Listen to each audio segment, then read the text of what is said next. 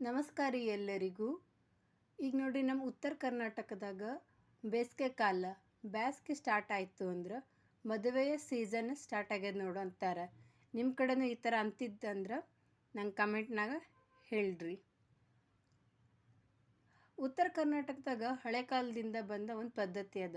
ಅದು ಏನಂದ್ರೆ, ನಾವು ಅಂದ್ರೆ ಮದುವೆಯಾದ ಹೆಣ್ಣು ತನ್ನ ಗಂಡನ ಹೆಸರನ್ನು ಹಾಗೆ ಹೆಸರಿಟ್ಟು ಕರೆಯುವಂತಿಲ್ಲ. ಅದಕ್ಕಾಗಿ ಒಗಟುಗಳನ್ನು ಹಾಕಿ ಹೇಳಬೇಕಾಗ್ತದೆ. ಒಗಟು ಅಂದ್ರೇನು?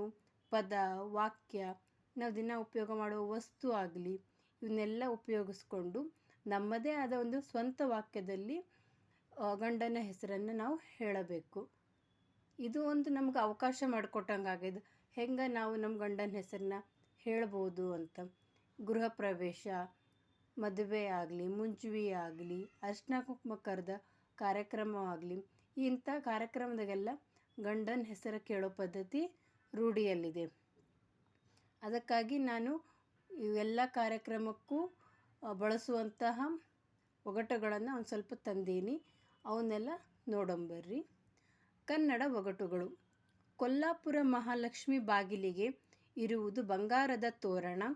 ರಾಯರ ಹೆಸರು ಹೇಳುವೆನು ಆರತಿ ಮಾಡಿದ ಕಾರಣ. ಇಲ್ಲ, ರಾಯರು ಅಂದ್ರೆ ನೀವು ನಿಮ್ಮ ಗಂಡನ ಹೆಸರನ್ನು ಹಾಕಬೇಕು.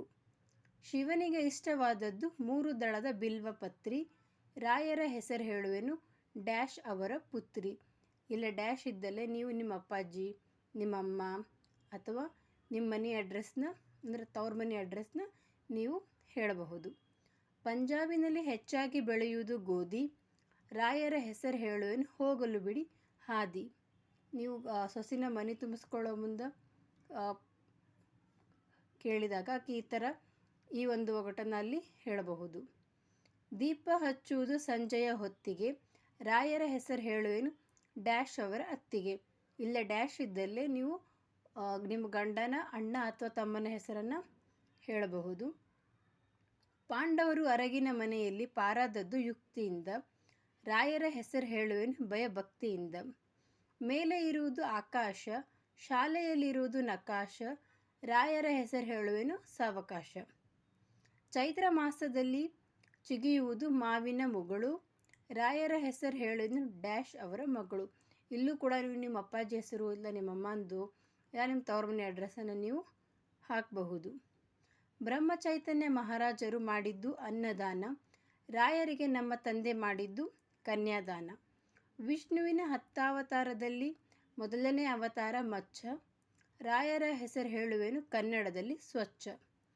ಚೈತ್ರ ಮಾಸದಲ್ಲಿ ಗೌರಿ ಮುಂದೆ ಹಾಕುವರು ಸಸಿ. ರಾಯರ ಹೆಸರು ಹೇಳುವೆನು ಡ್ಯಾಶ್ ಅವರ ಸೊಸಿ. ನೀವು ಇಲ್ಲೇ ನಿಮ್ಮ ಅತ್ತೆ ಅಥವಾ ನಿಮ್ಮ ಮಾವ ಇಲ್ಲ ನಿಮ್ಮ ಗಂಡನ ಮನೆಯ ಅಡ್ರೆಸ್ಸನ್ನು ನೀವು ಹಾಕ್ಬೋದು. ನಿಮ್ಗೆ ಈ ಒಗಟುಗಳು ಇಷ್ಟ ಆಗ್ಯಾವ ಅನ್ಕೋತೀನಿ. ಮುಂದಿನ ಒಂದು ವಿಡಿಯೋದೊಳಗೆ ಇನ್ನೊಂದು ಏನಾರ ವಿಷಯದ ಬಗ್ಗೆ ನಾವು ಚರ್ಚೆ ಮಾಡೋಣ. ಲೈಕ್ ಮಾಡಿರಿ, ಶೇರ್ ಮಾಡಿರಿ, ಸಬ್ಸ್ಕ್ರೈಬ್ ಮಾಡಿರಿ. Thank you.